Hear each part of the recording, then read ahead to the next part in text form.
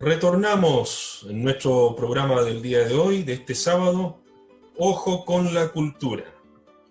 Estábamos hablando junto con Gonzalo Uribe y estos dos grandes invitados, Diego Concha y Jaime Bustamante, de la historia, de los pormenores de este evento que une a todos los magallánicos, el Festival Folclórico de la Patagonia. Jaime, hablabas tú en el primer bloque sobre esta primera etapa.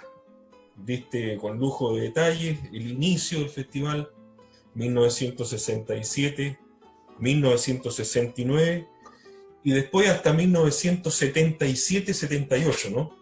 ¿Es así? Sí, sí, sí. Claro, fíjate que en la segunda etapa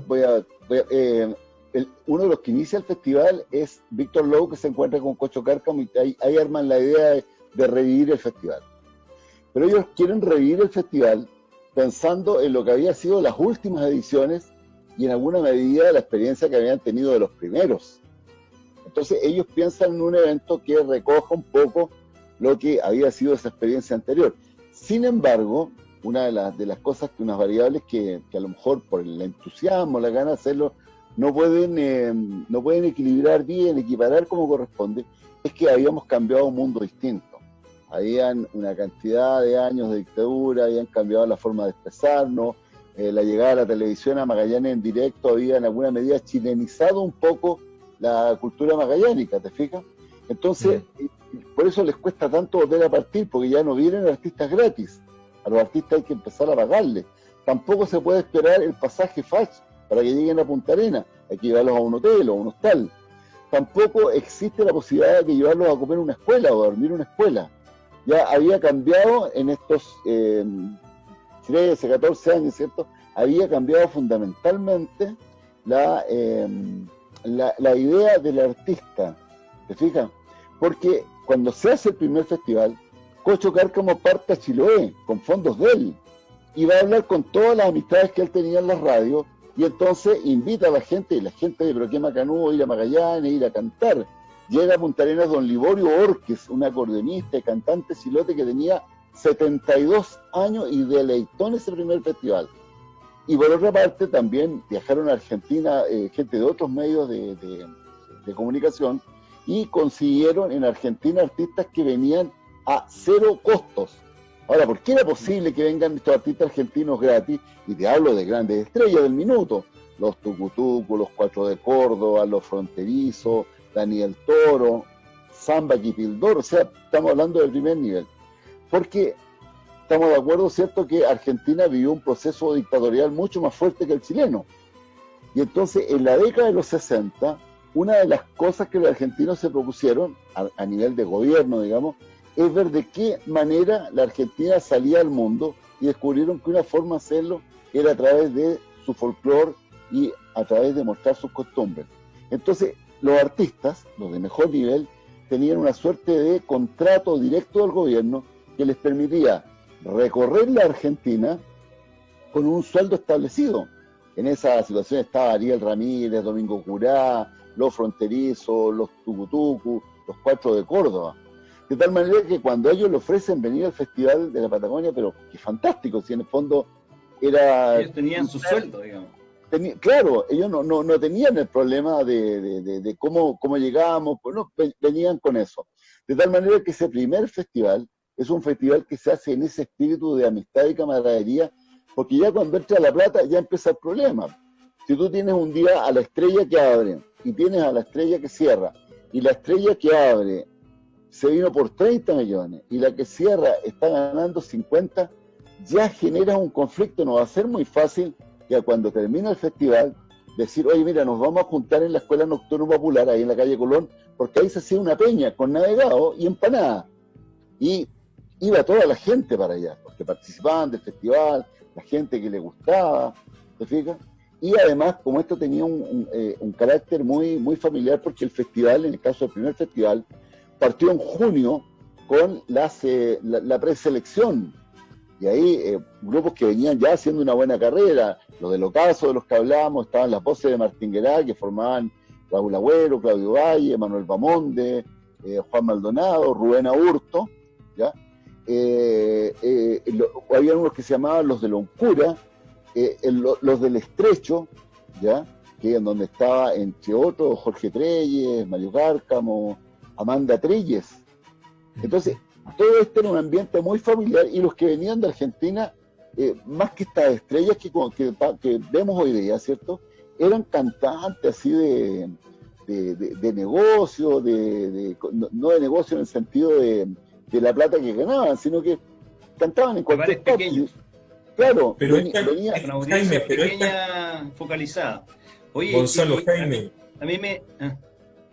Gonzalo, Jaime, Diego, pero esta comercialización del Festival de la Patagonia no comienza necesariamente en 1990, es posterior.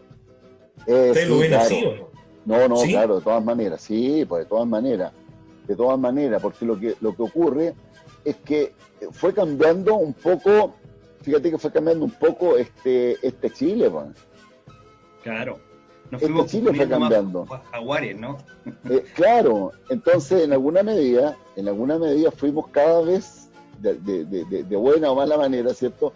Se nos fue creciendo este pelo artificial que teníamos. Oye, pero a mí, ¿sabes qué? Me gustaría tocarle un tema. El impacto que tiene el Festival de la Patagonia en la sociedad es profundo. Yo por eso que hablo desde el corazón del Festival de la Patagonia, porque yo veo que Magallanes, en general, tiene muchos artistas y que su sueño siempre ha sido ser parte del Festival de la Patagonia. Es como el gran escenario. Y prueba de ello es que existen otros festivales que a nivel escolar, por ejemplo, el Festival Folclórico Infantil o Estudiantil. Estudiantil, sí. Es una prueba de ello, y es increíble la cantidad de alumnos y de personas que se desarrollan en torno al Festival de la Patagonia, que es el festival mayor, ¿cierto? Claro. Ahora, el Festival Estudiantil debe, no tengo la cifra como exacta, pero debe llegar, no sé a cuánto, a 2.000, 3.000 estudiantes.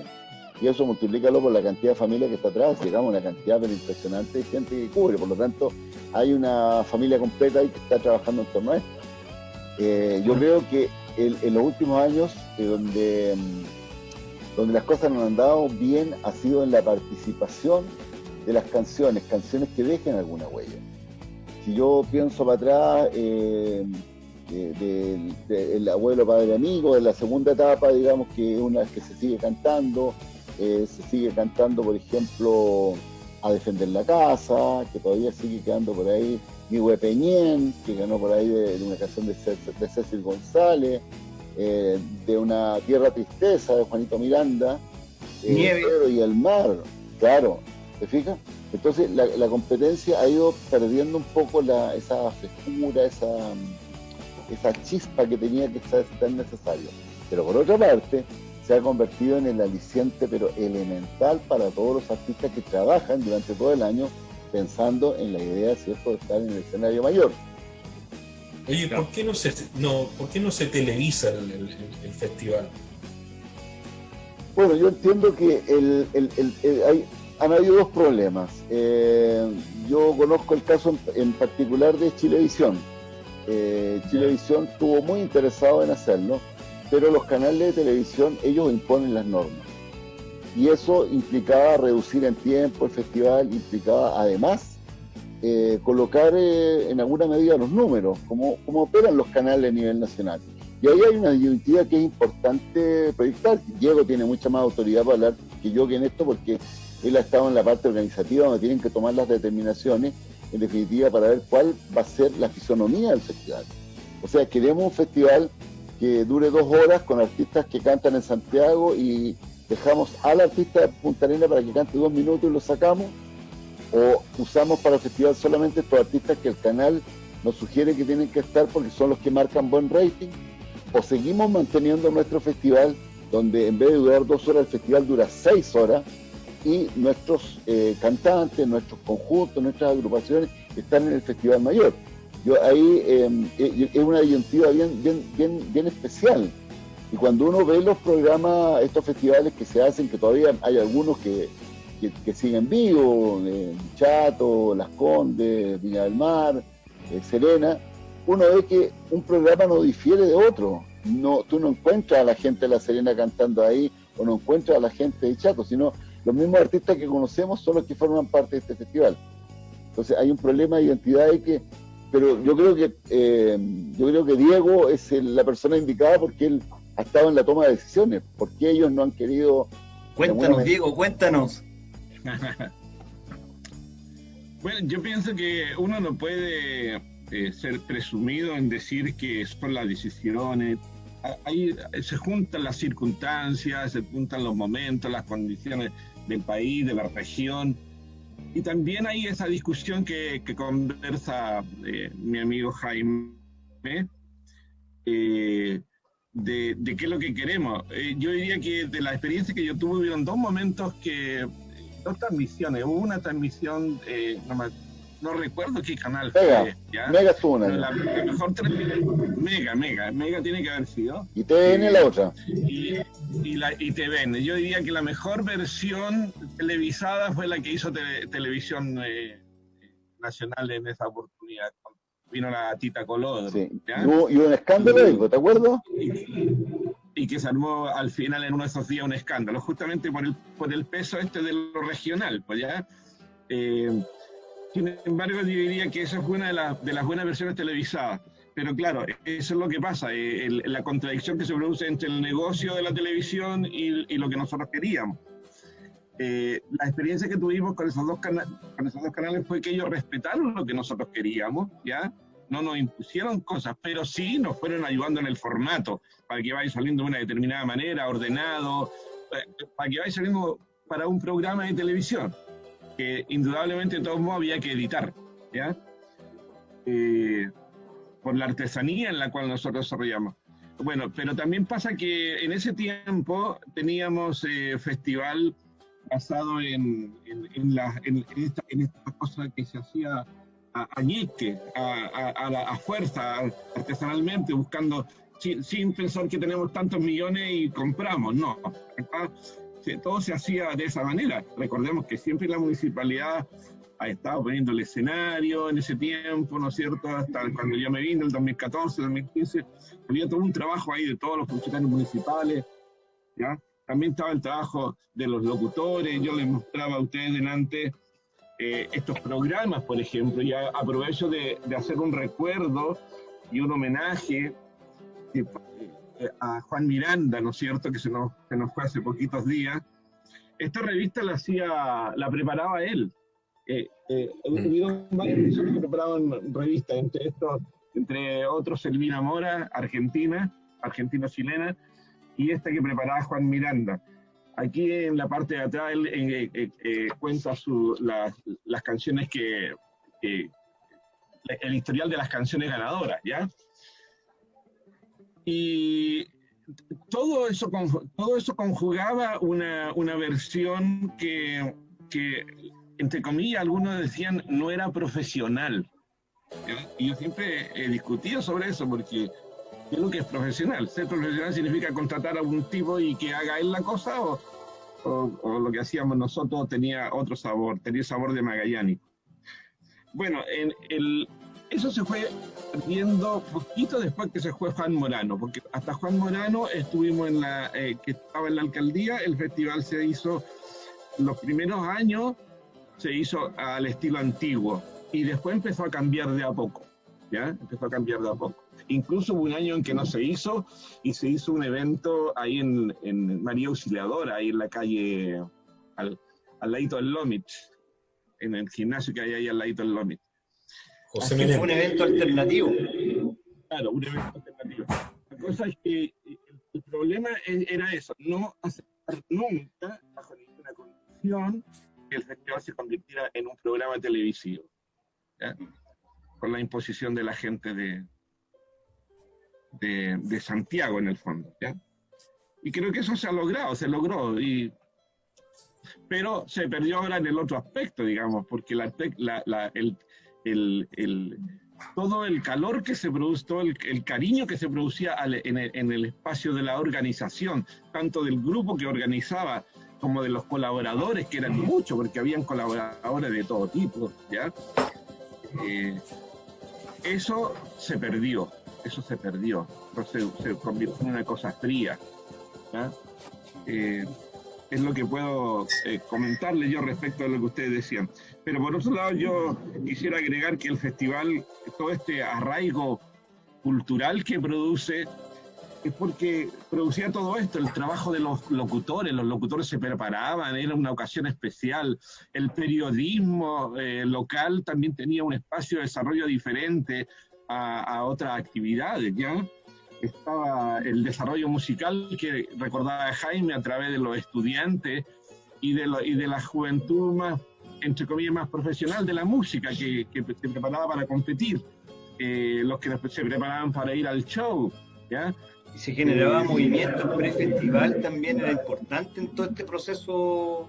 Por supuesto, el festival estudiantil que nació con Carlos González, ¿ya? Con Carlos González por una propuesta que se conversó con Marcela Baratelli, Carlos González, me tocó estar en esa reunión, y ahí empezó entonces uno de los primeros festivales estudiantiles, que ustedes saben lo que convoca, lo que provoca en los niños, por más que los adultos lo miremos, pero es que no son profesionales, pero para los niños es una importancia enorme estar en una lid superior, ¿ya?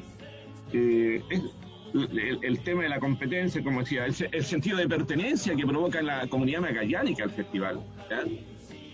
Yo creo que es un evento que nunca debería dejar de producirse. Yo quiero, fíjate, tomar un poquito lo que está diciendo Diego, fíjate, porque ese festival folclórico estudiantil que organiza el Departamento de Educación Escolar, donde yo trabajo, o sea, me pongo la camiseta ahí, se debe fundamentalmente al empuje de un grupo de personas, porque igual se hace bastante ñeque. Entre ellos, Enrique Esparza Ibarra, que durante toda la trayectoria del festival, Enrique ha sido el motor de eso, ha sido el constructor de eso, como decía un amigo mío, con las promesas de los ricos y las limosnas de los pobres. Así se hace el festival, que reúne una cantidad pero impresionante de estudiantes, y donde las últimas versiones, las 5 o 6 últimas versiones, que es la que he estado más de cerca, fíjate que el escenario que ocupan los estudiantes es el mismo que se ocupa en el Festival Mayor. Entonces, para un niño de quinto básico, de sexto básico, de cuarto medio, pero todavía es un niño, ¿cierto?